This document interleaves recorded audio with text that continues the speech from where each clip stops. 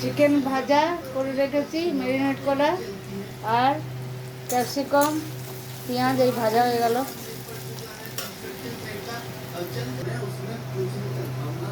এই যে কর্নফ্লাওয়ার আর এই টমেটো সস দিয়েছি,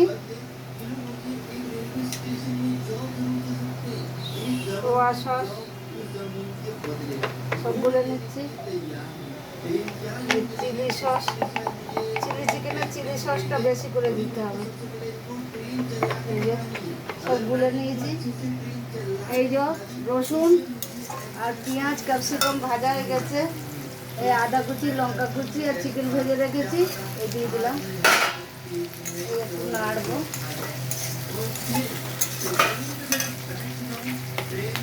এই আমি গুলে রাখা টমেটো সস চিলি সস আর কর্নফ্লাওয়ার সব দিয়েছিলাম, এই দিয়ে দিলাম।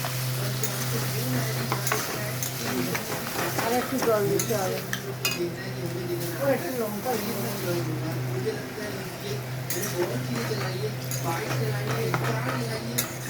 একটু কালার হওয়ার জন্যে আমি কাশ্মীরি লঙ্কার গুঁড়ো দেবো।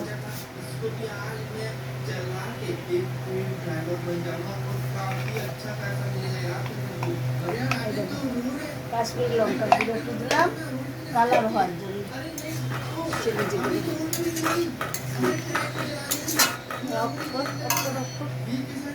চিলি চিকেনটা হয়ে গেছে, ওপর থেকে একটু গোলমরিচ ছড়িয়ে দেবো, একটু ঝাল ঝাল লাগবে।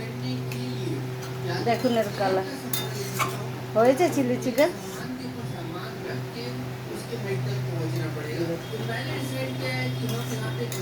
আরও একটু শোকাবো।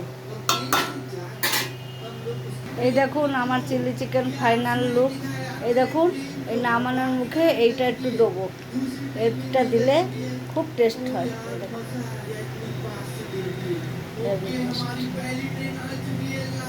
ঝাল হবে,